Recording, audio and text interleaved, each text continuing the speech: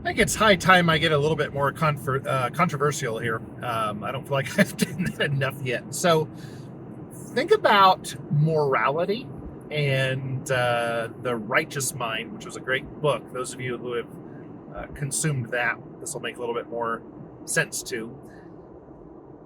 Think about political ideologies.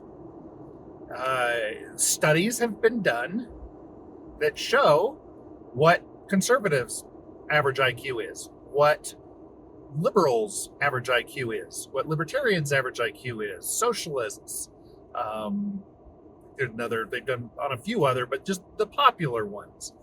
And there's a difference. It's not huge because first of all, to even be interested in things social, political, etc., you probably don't have an IQ of under 90. It's probably above that if you actually care to read about it. Like you can get enraged by seeing some emotional thing. Can you believe what that politician said? That is so ridiculous.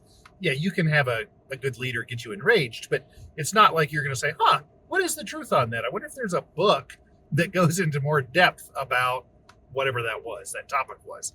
And that takes a little bit higher of an IQ to even be interested in.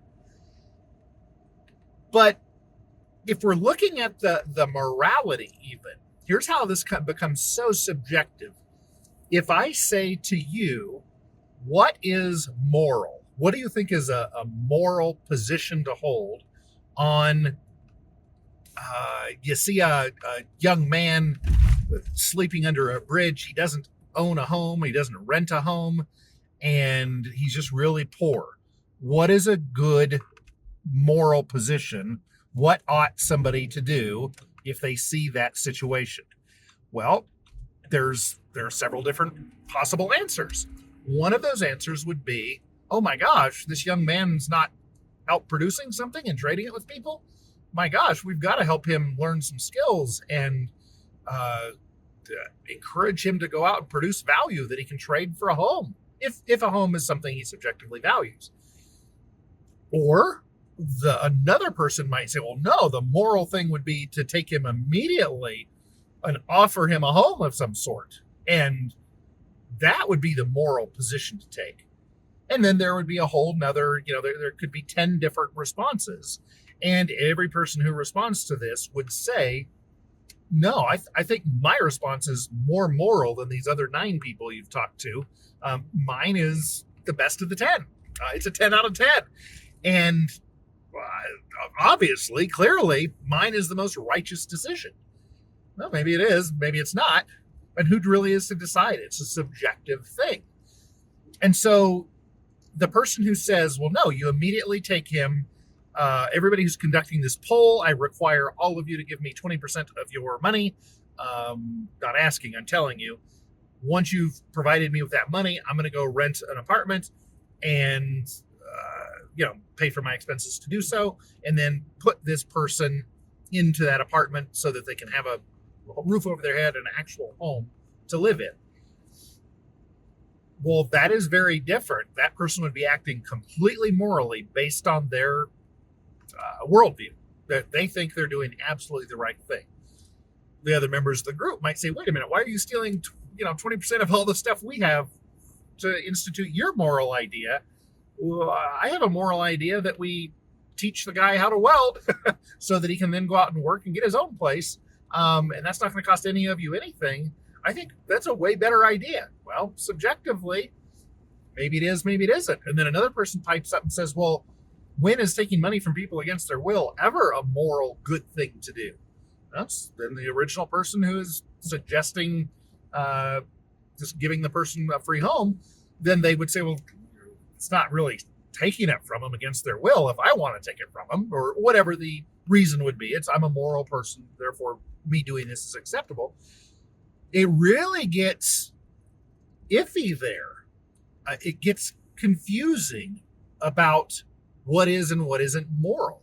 So if I tried to find out, do moral people have higher or lower IQs? Well, it depends on who the researcher thought was moral. What's their definition of morality? If their definition of morality is one thing, they're going to come up with a very different answer than if it's something else. And then I'm going to take this another step further and say the personal worth of a human being. And some people are more worthwhile to others than other people. And I know that sounds very harsh. What do you mean that this poor person isn't worthwhile? Well, no, they're still a human being. I'm not going to spit on them. But no, the person over there who's doing a lot of productive, wonderful stuff that a lot of people appreciate, yeah, they're more worthwhile.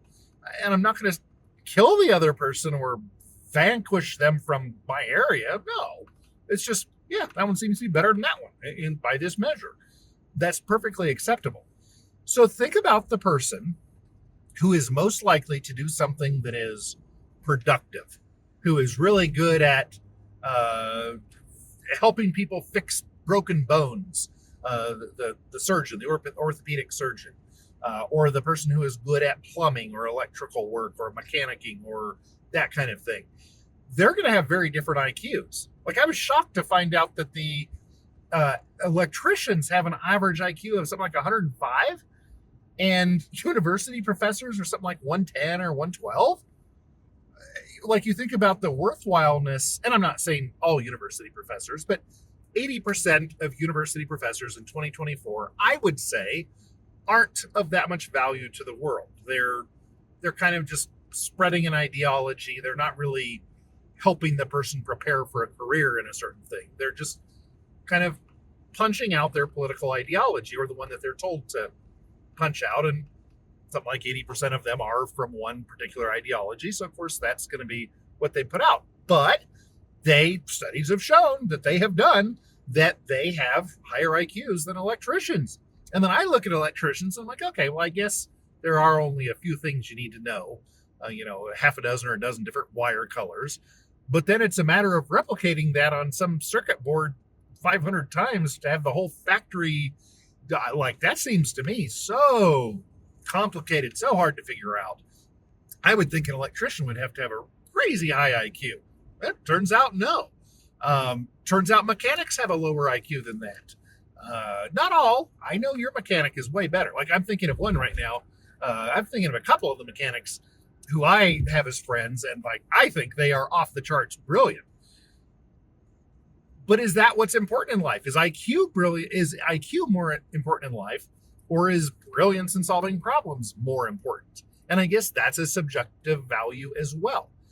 As for me and my preferences, I know some people who have very high IQs. They're not so much fun to talk to because they haven't put any energy into being good communicators or being fun. So they aren't that enjoyable to chat with. But I completely concede, man, that dude is way smarter than I am. He has a way higher IQ than I do. And then there are other people who I really enjoy spending time with who have, I think, on the lower end of IQs. That I don't hang out with people with ridiculously low IQs. It's just not my lifestyle. But there are a lot of people in the 90 to 100 IQ range who are my friends, and I enjoy spending time with them, and I learn from them, and we laugh and have fun doing things, and we just enjoy life. And there's nothing wrong with them having an IQ of 92. It doesn't make them bad. It doesn't make them less worthwhile. And I'm going to give an example now, moving to somebody who is in a higher range than that. And I'm just going to give this one example because he kind of fits it well. My neighbor just turned 40, and he lives off grid with his family, with his wife and 2 children. He's been married once to his current wife. They homeschool their children. They're not hooked to the electrical grid, but they have plenty of great electricity. They get it from their generators and from their solar systems. He owns semi trucks and a bulldozer and loaders and tractors. He's way above average in mechanicking abilities. He's never been to an official trade school to be a mechanic, but local mechanics, when they have a problem they can't figure out, a couple of them will go to him and say, hey man, Why can't I get this? Oh, just try this. And sure enough, that's what it is. So if you take him a John Deere tractor from 1950 or a 2010 Toyota Highlander, he can fix them. If you find an old, I don't know, map making machine from 1970, he's never seen one, but he will figure out how to fix it. Oh, and by the way, he can also wire the electric for your house. He can do all of the plumbing for it. He can do all the trucking. He knows how to tighten the loads down and how to adjust the loads so they're forward or back in the truck. He's an accomplished hay farmer. He's an accomplished cattle rancher. Pretty darn good welder. He's a good hunter. He's a good husband. He's a good father. He's a good neighbor. Like when I say good neighbor, I know that he can do a lot of these things because he's offered to help me with them. A lot of times he doesn't even charge. Sometimes, if it's a bigger job, yeah, I choose to hire him to do it. But there are also plenty of times that, here's an example. I say, yeah, our furnace isn't working. We're trying to find somebody who can deal with propane furnaces. He comes over, lays down on the floor, figures out what's wrong, fixes it, and I'm saying, I wonder if this is similar to what's wrong with our older kitchen range, our propane fancy Wolf stove. Goes, lays down, fixes it, lays down on the floor, crawls under it. Oh yeah, it just needs a new blah, blah, blah, fixes that. He's nice. He's helpful. He's giving. He's bright. Like when we talk about things like we're talking about right now, the IQ stuff, he doesn't just, he'll say, I don't know anything about that, but he does. He's a bright guy. Let's say we call his IQ definitely north of 105. I don't know how high it is, but I'm going to say that it's not as high as another friend of mine who I'm thinking of. This second friend is very specific in his capability. He's studied a lot about a couple things and has a higher IQ than me or my neighbor. But I don't really have much desire to hang around with him, or he's not going to make money from me. My neighbor makes thousands of dollars every year doing things for me because he's capable in a lot of stuff and he's fun and he's cool. So what are you thinking? It matters. Are you thinking maybe sometimes it could be the opposite? Could it be that the average person with a higher IQ is not who you would choose to have as a neighbor? I have some neighbors with very high IQs, and I have some with more average IQs. Who do I bond with more? Who do I appreciate more? And is it just because of my IQ? If I was 20 points higher or lower, or 40 points lower, would that make a difference? Yeah, probably so. I probably just would have zero in common with the higher IQ neighbors, and I would get along well with only people under a certain level. I don't know. I'm thinking out loud here, and I'm kind of suggesting that having a high IQ is a good measurement. It's a good thing to think about, but it ain't everything. And isn't this true in life? If you are looking to hire someone for a job as an electrician, since I mentioned that, is IQ your big measure? No. Like if the average is 105, then there are probably a lot out there with IQs of 100 and a lot with 110. So if somebody comes with an IQ of 102 and wants to be an electrician, then I'm thinking, yeah, they're smart enough to do this job. So if the person with 102 applies, and so does the person with 132 IQ, I then have to think kind of what law enforcement thinks. Like cops, you don't get hired if you have too high of an IQ, unless you have friends that can kind of help sneak you in. And one of the reasons is you don't have to have that high of an IQ to be a cop. I think it's 100, 102, something like that. You have to have, a little bit more to be an electrician, not quite as much to be a cop. But if you have an IQ of 130 and you're a police officer, well, you're working in a bureaucratic environment. You're going to get frustrated. You're not going to stick around forever.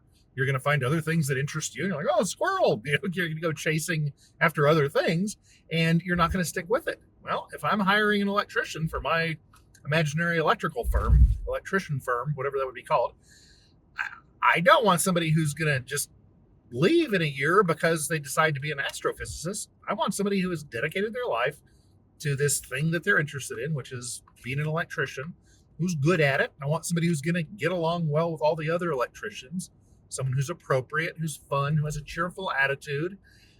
And I'm not just going to go for that 132 IQ person. They are actually less qualified because they're always trying to prove how smart they are. I'm just making up this imaginary person. Not all people with 132 IQs are like that. But maybe this particular person is always trying to prove to everyone else how smart they are, and they're kind of a jerk to be around. Who wants to be around a person like that? So maybe I'm going to go for this other person. Now, who knows if that person is going to be Black or Hispanic or Indian, as in Indian, or Native American or Jewish or Asian, East Asian. Who knows? There are a lot of Black people who have IQs of 102 or 105, and there are a lot of Jews who have that IQ, and a lot of white folk, and a lot of women, and a lot of men, and a lot of Eskimos. I don't care. Are they good at getting along with the people? Are they also able to change the flat tire on the vehicle, on their electrician's truck? Are they able to just fix the tire?